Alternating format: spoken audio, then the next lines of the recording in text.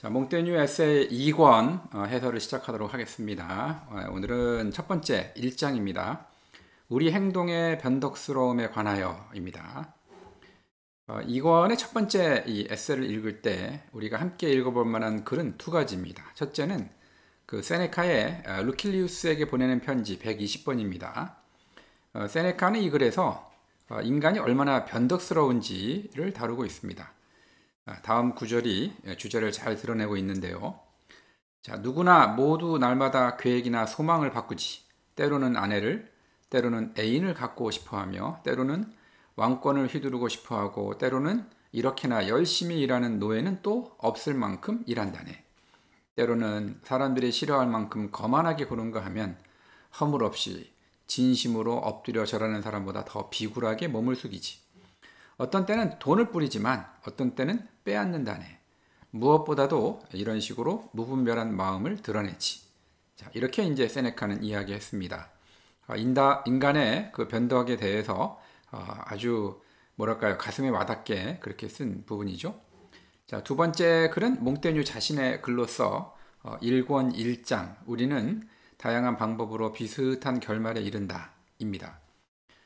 우리가 이제 이미 읽어본 대로 그 글에서는 몽테뉴가 같은 행동이 같은 결과를 가져온다는 믿음이 우리의 편견에 불과하다라는 것을 다양한 일화를 통해서 예증한 바 있습니다. 이를 통해서 인간의 일이 얼마나 일관성을 유지하지 못하는지 여실히 보여주고 있죠. 따라서 이번 에세이는 1권에서 다루었던 주제를 다시 음미하는 동시에 논의를 더욱더 확장한 결과물이라고 이야기할 수 있습니다. 먼저 결론은 맨 첫 번째 문장에서 아주 선명하게 드러나고 있습니다. 자, 인간 행동을 해명해 보려고 애쓰는 사람들은 그것들을 한데 모아 통일된 모습으로 제시하려 할 때만큼 당황하게 될 때도 없다. 자, 이 문장을 놓고 보면 너무나 명확하기 때문에 더 붙일 말이 없을 정도입니다. 따라서 우리의 분석도 이에 맞춰서 제시된 예를 하나하나씩 살펴보는 쪽으로 진행하도록 하겠습니다. 첫 번째 나오는 그 소 마리우스라는 인물은 로마 장군 그 마리우스의 아들입니다. 이 아버지 마리우스는 그 집정관을 역임을 했지만 반대파를 무자비하게 숙청하여 잔인하다는 평을 받았던 인물이죠. 그러나 이 아들 마리우스는 아버지보다 훨씬 더 심했습니다. 그래서 이 전기를 쓴 플루타르코스는 뭐라고 이야기했는가 하면 아버지보다 더 잔인했고 더 야만적이었다 이렇게 얘기했고요. 로마에서 존경받는 훌륭한 시민들을 모두 잡아다가 학살을 했다라고 묘사했습니다. 단순하게 남의 재산을 뺏는 것이 아니라 훌륭한 사람들을 전부 다 죽였으니까 사회적으로 큰 손실을 입힌 셈이죠.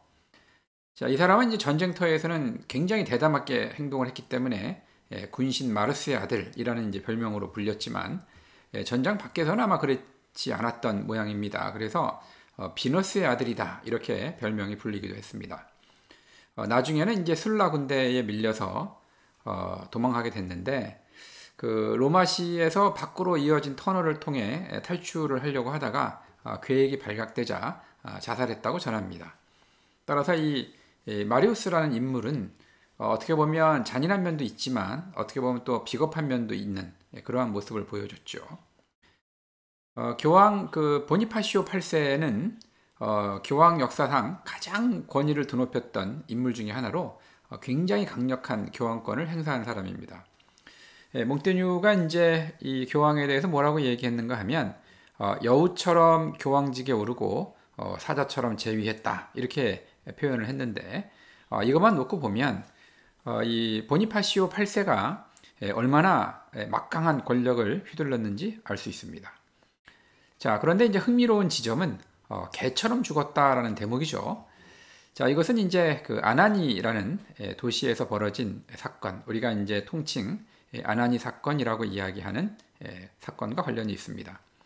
이 당시의 교황은 성직자 통제권을 놓고 프랑스 왕 필립 4세와 갈등을 빚고 있었는데 이 프랑스는 프랑스 내 성직자들을 세속 권력에 따라 통제하기를 원했죠. 뭐 당연한 얘기겠죠. 하지만 이제 교황은 아무래도 성직자는 자신의 그 수하라고 생각을 했기 때문에 회칙을 발표해 가면서 이를 비난하는 그러한 상황이 벌어지고 이러면서 굉장히 큰 갈등이 벌어졌습니다. 그러다가 1303년 9월에 프랑스 왕이 파견한 그 소규모 프랑스 군이 당시에 그 아나니에 있던 그 교황궁을 급습을 해서 교황을 체포하는 사건이 벌어집니다. 이제 그 과정에서 이제 이 프랑스 군이 교황직 사임을 협박을 하고 또 교황은 이를 거부하고 이런 식으로 이제 실강이를 벌이다가 그 중에 이제 한 명이 보니파시오 8세의 그 뺨을 때리는 일이 벌어졌습니다. 당시에 가장 막강한 권력을 가지고 있는 교황의 뺨을 때렸기 때문에 아마 교황도 굉장히 당황했을 겁니다. 더군다나 이제 당시 그 68세였기 때문에 오늘날하고는 달리 그 당시로 봤을 때는 상당히 고령이었죠. 그래서 이 교황은 이때 이 뺨을 맞고 수치감 때문에 굉장히 큰 충격을 받고 쓰러져서 한 달 후에 선종을 한 그러한 사건이 있었습니다. 그래 놓고 본다면 그렇게 막강한 교황직을 수행을 했지만 결국 죽을 때는 정말 뺨 한 대에 죽어버리는 이러한 일이 벌어졌죠. 그래서 아마 이거를 염두에 두면서 개처럼 죽었다라고 이제 흔히들 이야기했다고 할 수 있습니다. 자, 이것이 이제 그 당시에 상황을 그린 그림이죠. 지금 이 인물이 마치 그 뺨을 때리는 듯한 장면을 연출하고 있는데 아마도 이 당시만 하더라도 교황은 설마 자신이 이제 맞을 것인가라는 생각은 전혀 못했겠죠. 아마 이제 큰 충격이었을 거라고 생각이 듭니다. 자, 네로의 일화는 이제 세네카의 너그러움에 관하여에 등장을 하죠. 네로의 스승이기도 했던 이 세네카는 이 네로가 한때 그 사형 집행 문서에 서명을 하면서 차라리 글자 같은 걸 몰랐다면 이렇고 크게 소리를 질렀던 것을 추억을 하면서 정치에서 관영 있는 통치를 해달라라고 촉구한 바가 있습니다. 이때 이제 사형 대상자는 이제 도둑 2명이었는데 이를 고려해 보면 그 세네카는 이 네로가 이 잡범의 목숨을 두고도 한때는 고뇌했던 그런 인물이었다라는 점을 강조하려 했다는 것이 분명합니다. 뭐 우리가 알다시피 네로 하면은 잔인성의 표본이라고 할 수가 있는데 네로도 한때는 이런 인물이었구나라는 생각을 하게 만드는 대목이죠. 굉장히 좀 우리가 알고 있는 네로하고는 좀 다른 그러한 이미지의 행동이라고 볼 수 있습니다. 자, 이상의 예를 근거로 해서 몽테뉴는 인간의 행습과 견해가 굉장히 변덕스러우며 따라서 어떤 몇몇 행동을 근거로 해서 한 인물의 행동을 정리하고 이 사람은 이런 사람이야 라고 해석하는 일이 무의미하다고 주장을 합니다. 사실 그런데 그럼에도 불구하고 어떤 행동을 통해서 또 몇몇 측면을 통해서 한 사람을 규정하려고 하는 시도는 굉장히 끊이지 않고 있으며 심지어는 괜찮은 저자들 역시 예외가 아니다라고 몽테뉴는 지적을 합니다. 그러니까 충분히 이런 것을 알만한 저자들도 다른 사람에 대해서 이러한 평가를 많이 내렸다라는 것이 몽테뉴가 이제 가지고 있는 문제 의식이죠. 자, 이렇게 이제 괜찮은 저자가 어떤 사람을 그 사람이 보여준 몇몇 행동을 통해서 이 사람은 이런 사람이야라고 이야기를 했다고 치면 뭐 어쩔 수 없이 대상자가 예측한 틀에서 벗어난 행동이나 말을 하겠죠. 그러면 저자들은 뭐라고 이야기하는가 하면 저것은 그 사람의 본 모습이 아니라 가식이다. 이렇게 이제 취급을 한다는 거죠. 그런데 이제 몽테뉴가 볼 때는 인간이라는 것은 그렇게 일관성이 없는 존재인데 이 사람이 이렇게 행동을 하기 때문에 뭔가 그걸로 이해 안 되는 행동을 했다고 해서 그걸 가식이라고 한다는 것은 인간에 대한 이해가 충분하지 않다라고 몽테뉴는 보고 있는 거죠. 그래서 이 가식이라는 것이 존재하느냐, 결국 우리가 가식이라고 생각되는 그러한 거짓 꾸미는 행동조차도 그 인간의 본질에 해당되는 거다라는 것이 몽테뉴의 주장입니다. 뭐 이런 거에 있어서 예외적인 인물이라고 한다면 아우구스투스 황제를 들 수가 있는데 몽테뉴는 이제 이 사람이 너무나 변화무쌍하게 행동하는 바람에 한마디로 규정하려는 시도가 없었다 이렇게 이제 언급을 했습니다. 뭐 여기까지만 언급을 했지만 우리가 수네토니우스의 12명의 카이사르라는 책에 보면 이 아우구스투스의 일생에 대해서 다루고 있는데 거기를 읽어보면 이 아우구스투스가 사실 생각보다 엄격할 때도 있었고 세심할 때도 있었고 잔인할 때도 있었고 화려하게 행동하는 하는가 하면 굉장히 소박하게 생활을 한 측면도 있었기 때문에 굉장히 다양한 모습을 보여준 그러한 인물이었음을 알 수가 있습니다. 아마도 그래서 이 아우구스투스에 대해서 평가하려고 하는 후대의 여러 저자들이 좀 이 사람은 좀 한마디로 규정하기가 좀 어렵다라고 이야기했다고 아마 몽테뉴는 좀 파악을 한 것 같습니다. 이렇게 이야기를 하고 있죠. 자, 그렇기 때문에 몽테뉴는 그 확고부동한 지조를 보여준 사람은 굉장히 소수에 지나지 않기 때문에 그만큼 도달하기 어려운 목표다 이렇게 이제 이야기하고 있죠. 대신 우리 일반의 방식은 욕망에 따라서 바람에 떠밀려 다니는 거죠. 우리가 의견들 사이를 떠다니고 절대적으로 또 한결같이 원하는 것이 없다 이렇게 이제 지적을 하는데, 이 가만히 생각을 해보면 우리는 어제 바랬던 것을 오늘은 바라지 않는, 또 내일은 또 다른 것을 바라는 이러한 경우가 되게 많다라는 생각이 들죠. 뭐 예를 들어서 쇼핑을 가더라도 집을 나설 때 내가 어떤 걸 사야지라고 생각했던 것과 달리 막상 현장에 가서 보면 또 다른 것이 사고 싶어지는, 이것이 이제 인간의 욕망이기 때문에 이 몽테뉴의 이러한 지적은 굉장히 좀 시의적절하다는 생각이 듭니다. 반면에 이제 소카토 같이 모순이 존재하지 않는 인간도 있긴 합니다. 하지만 이런 사람들은 굉장히 소수이기 때문에 대부분의 사람들은 행위의 수만큼 많은 개별적인 판단을 해야 그 사람을 이제 제대로 이해하게 된다. 어쩌면은 일관성 있는 묘사라는 것이 불가능하다라는 것이 어떤 인간에 대한 진정한 평가다라고 이야기할 수가 있는 거죠. 몽테뉴는 이렇게 그 상황에 따라서 행동이 달라진 사례들을 이제 분석을 하기 시작을 합니다. 이 첫 번째 사례는 종교 전쟁의 와중에서 그 뜨내기 병사를 피해서 창문에서 뛰어내린 그 소녀의 이야기입니다. 그래서 이제 그 당시에는 이 소녀가 루크레티아, 이 고대 로마의 그 정절의 표상인 귀부인이죠. 루크레티아 같은 정절을 보여줬다라고 이제 그 소녀에 대해서 이야기하는 사람도 있지만, 사실 알고 보면 평상시에 그 소녀는 굉장히 타협이 쉬운 상대였기 때문에 조금만 공을 들이면 사랑을 나눌 수 있는 그러한 소녀였죠. 그런데 이제 전쟁의 와중에서는 그 뜨내기 병사가 이렇게 심하게 소녀한테 그 욕을 하지 않았음에도 불구하고 그것을 피해 창문에서 뛰어내리는 이러한 좀 다른 행동을 보여줬다라는 거죠. 자, 이러한 그 소문이 이제 그 당시에 돌았나 본데, 몽테뉴는 이 이야기를 들으면서 이 앱다메롱에 등장하는 이야기를 떠올렸습니다. 20편에 보면 그 리앙공의 이야기가 있는데, 리앙공은 이제 왕가 소속의 지체 높은 신사이자 미남이죠. 이제 오랫동안 어떤 과부와 이제 애인 관계를 맺고 있었는데, 그녀와의 이제 관계가 틀어질까봐 그 무엇보다 원하는 것, 그것을 요구하지 못하는 상태였습니다. 준수한 외모를 가지고 있었던 그는 그녀가 사랑을 맹세할 때마다 그 말을 믿었죠.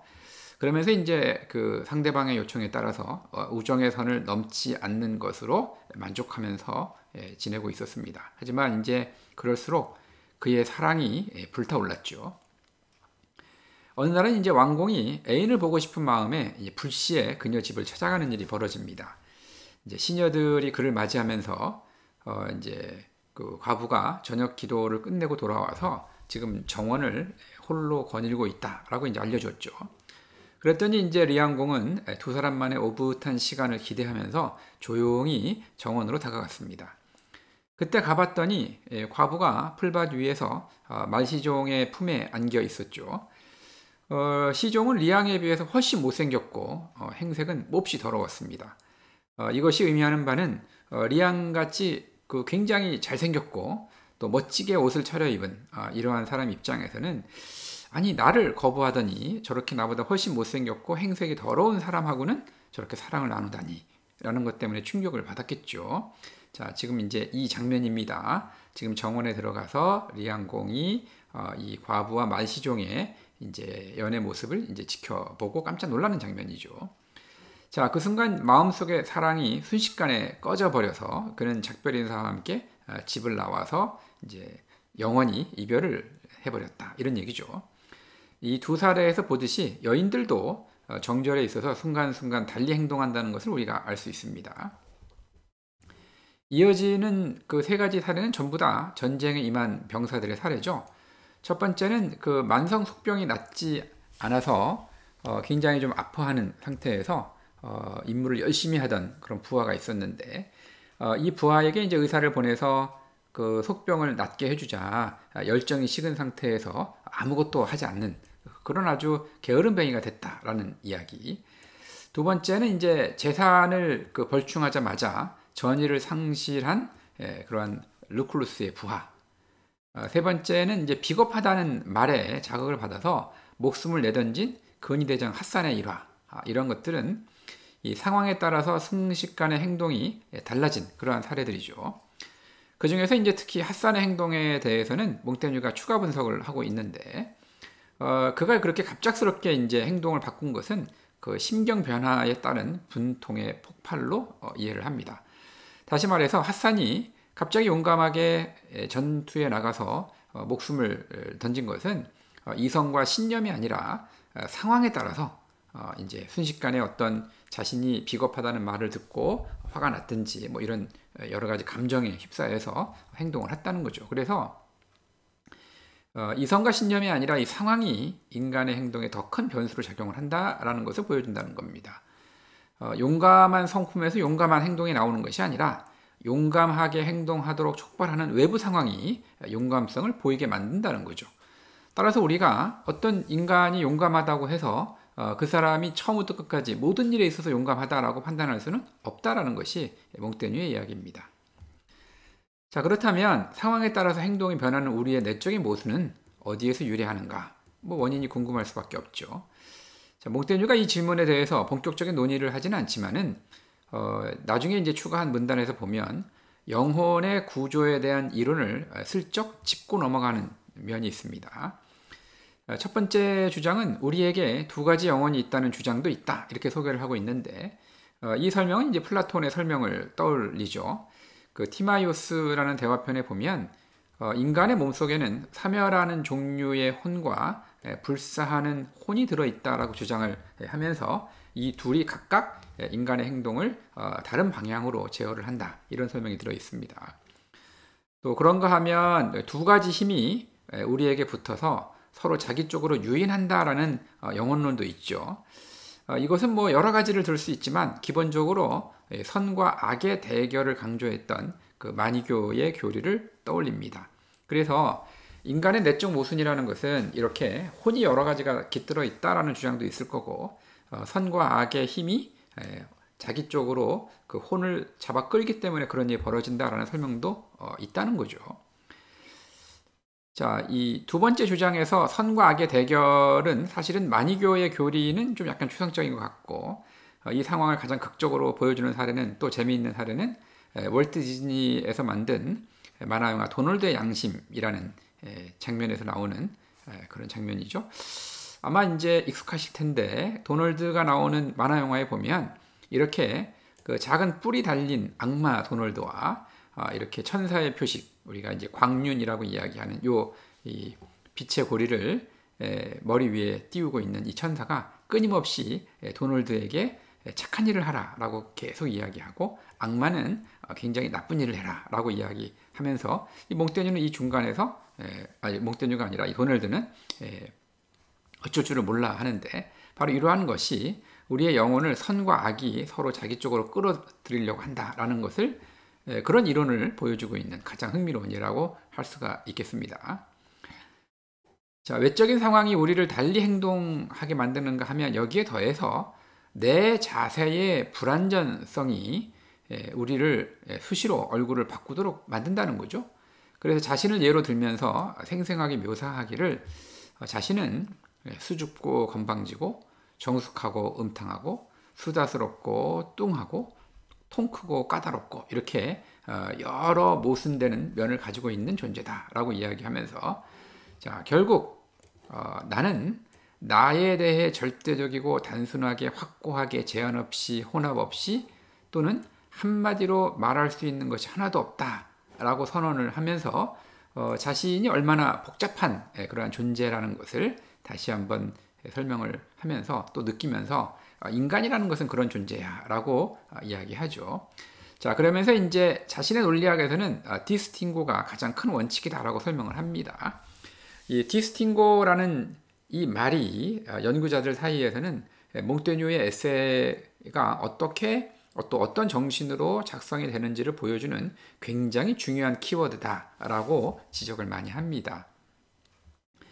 이 디스팅고라는 말은 이제 프랑스어로는 이제 디스탱고라고 이야기하는데 라틴어인 디스탱게레의 변화형이죠. 원래는 이제 가르다, 나누다, 구별하다 이런 뜻입니다. 우리 주석에 따르자면 상대방의 명제를 취해서 역으로 상대방의 논리를 깨는 스콜라식 추론의 한 절차라고 설명을 하고 있는데 몽테뉴 시절에도 이미 이것은 좀 한물간 그러한 논리학적 이론이었기 때문에 이런 설명이 틀린 건 아니지만 몽테뉴 입장에서는 조금 더 여기서는 이론적인 이야기를 하려고 한 것은 아니었기 때문에 조금 해석상에 좀 과잉이 있을 수도 있겠다라는 조심해야 된다라는 그런 느낌이 있습니다.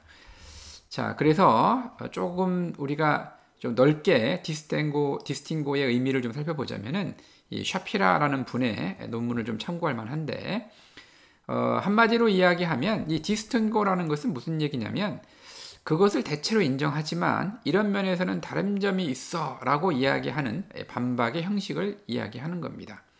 자, 예를 들어서 돈은 행복을 만들지 못한다. 그러나 행복에 기여는 한다. 라고 우리가 반박을 한다면 돈은 행복을 만들지 못한다라는 거에 대해서는 내가 동의를 하지만 적어도 행복에 기여는 한다는 면에서는 앞에 있는 주장이 전적으로 옳다고 볼 수는 없어 라고 이야기한다는 거죠.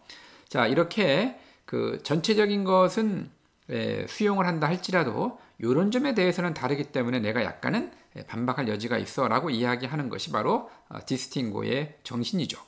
다시 말해서 이 몽테뉴는 자신이 어떤 그 사례를 이야기하든지 간에 자신은 이것을 전형적이고 이거를 통해서 어떤 결론을 내기 위해서 이런 사례를 제시하는 것이 아니라 이 사례와 그 다음 사례는 이 두 개는 공통점이 이거기 때문에 이러한 법칙을 만들 수 있어 라는 것보다는 얘와 얘는 비슷하지만 또 다른 측면이 있어 라는 식으로 끊임없이 개별적인 것을 제시하려고만 한다 라는 것이 자신이 글 쓰는 방식이다 라고 이야기하고자 이제 이런 말을 한 거죠.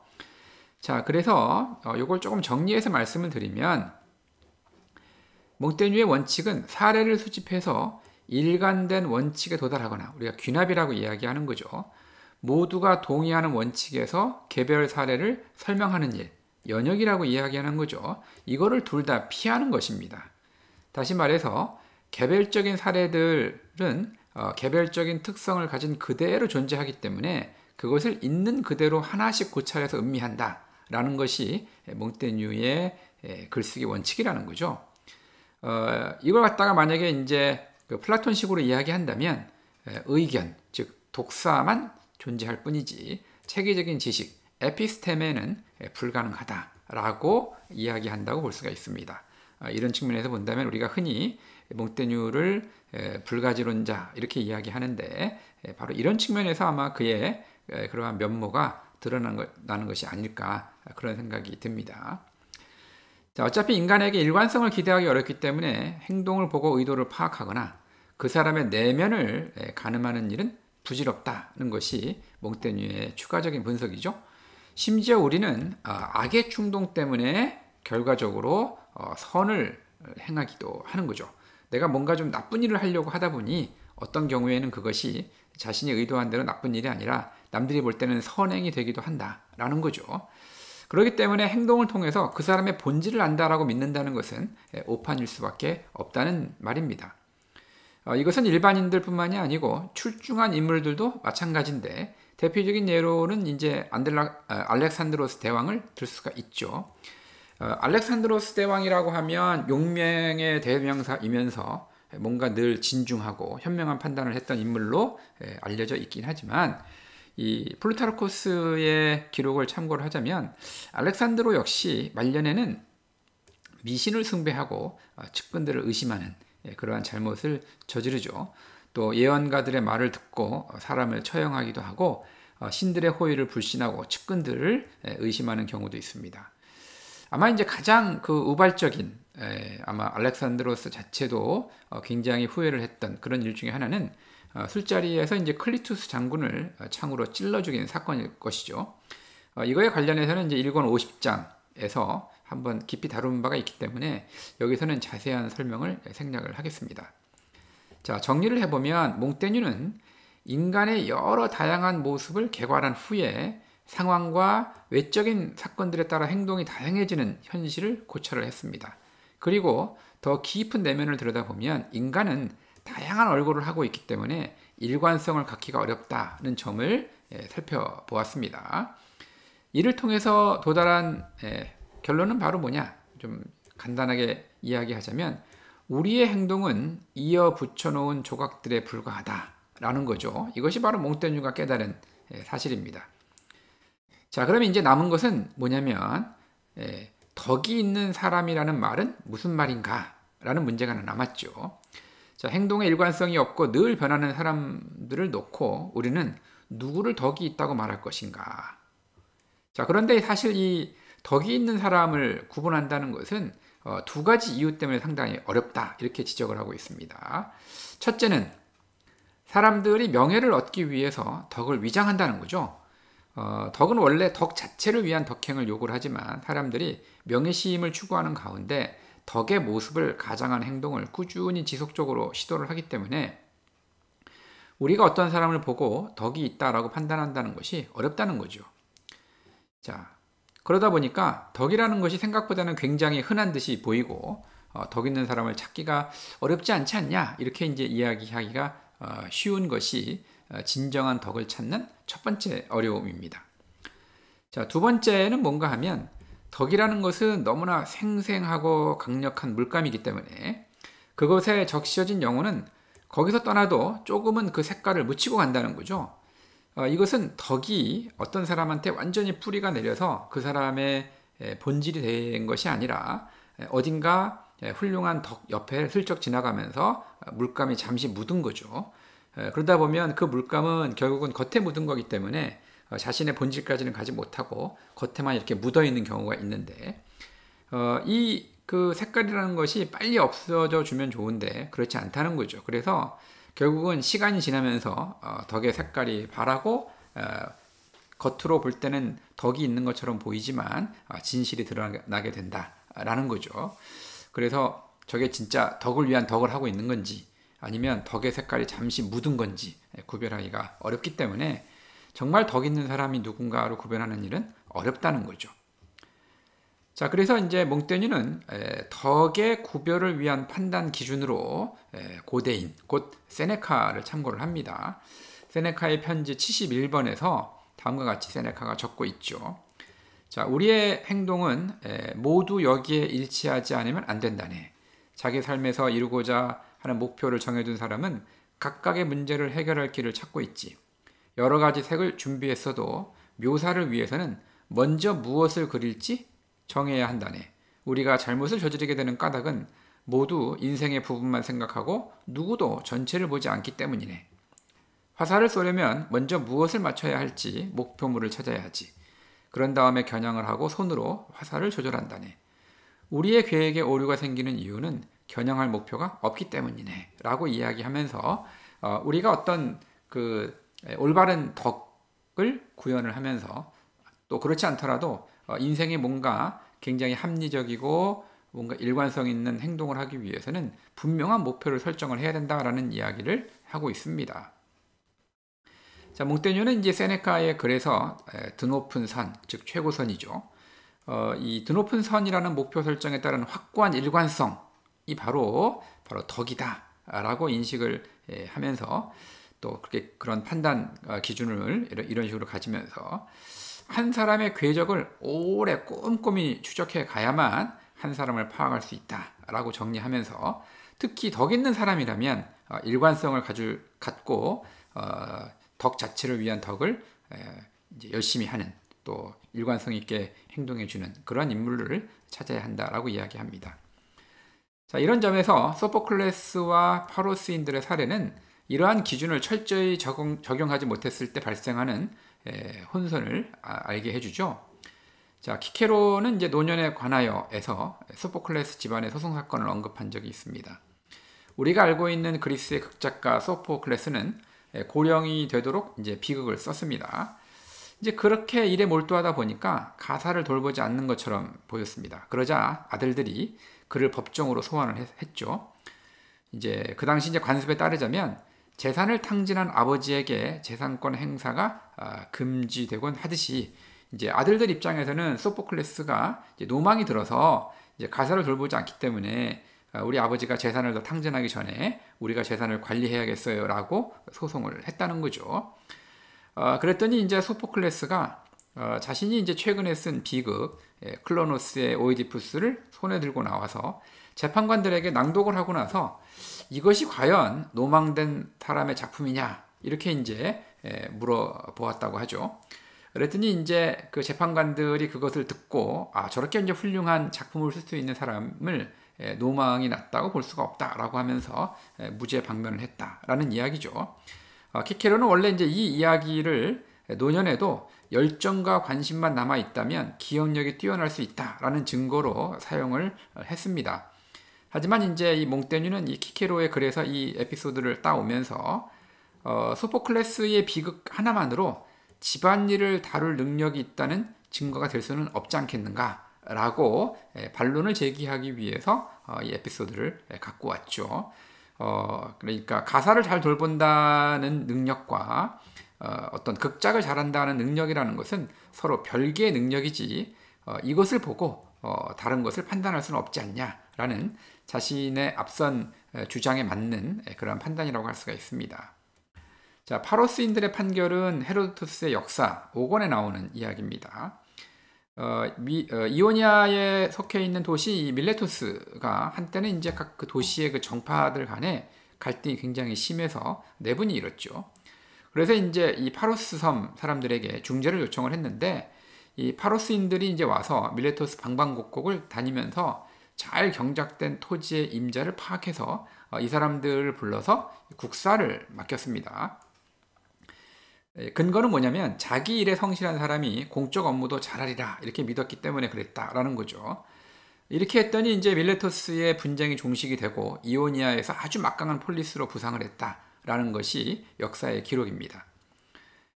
그래서 이제 헤로도토스는 사실 이야기의 결말을 굉장히 훈훈하게 마무리했지만 몽테뉴는 그 이야기도 과연 이 파로스인들의 판단이 근거가 충분한지 반문을 하고 있죠.